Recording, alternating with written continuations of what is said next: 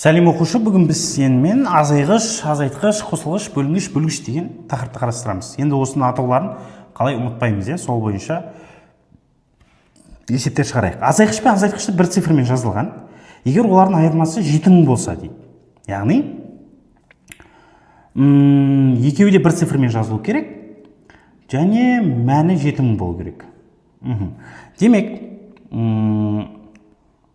ол қандай сандар? Мысалы, 8888 десек, енді одан 888 азайтсақ, 7000 шығып қалады, дұрыс па?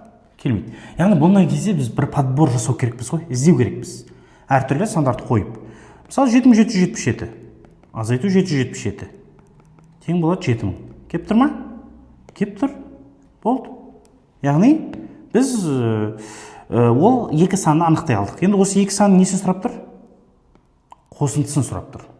7777 қосу 777 дейміз. 7-ге 7 қоссақ 14 бір ойда, 14 15 бір ойда, 14 15 бір ойда, және ойдағымен 8. 8554. Егер бөлінгішті 2 есеге арттырып, ал бөлгішті 2 азайғыш пен азайтқыш деп мына екеуін айтады. Осы жерде қарашы, азайтқыш қайсы, азайғыш қайсы? Азайғыш деген өзі азайып жатыр. Демек, азайғыш. Арнайы дарын мектебіне 5-ші сыныпқа тапсырып жатқан оқушылар үшін біз видео курс дайындадық. Ол былтыр және алдыңғы жылы келген тестке негізделіп жасалған. 30 тақырыптан тұрады, 19 тақырып математика және 11 тақырып логикадан. Бар жоғы тестке 20 күн уақыт қалды, жеңілдікпен алу үшін төмендегі сілтемені басыңыз. Ал азайтқыш, ол біреуді азайтып жатыр, азайтқыш. Яғни ол мынаны азайтып жатыр ол. Түсінікті?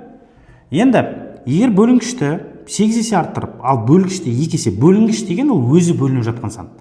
Осындай есептерде не істеу керек дейтін болсаңыз, бір мысал ала салайықшы. Қанша? 15 бөлу 15 есе кемейді екен, ана 2 есе кеміту деген бар екен да.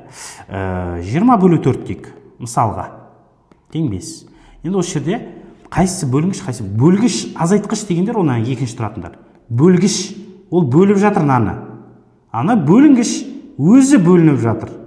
Бөлініп жатыр. Ана бөліндінің мәні мынау.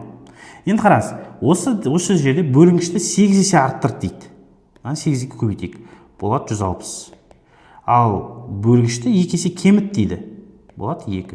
Қанша болады? 160 2-ге бөлсек 80. Қанша есеге өзгерді? 16 есе өзгерді. Дұрыс па? 16 есе неседі? Артты. Демек, мәні қалай өзгереді десе, 16 есе несек дейміз? Артты дейміз.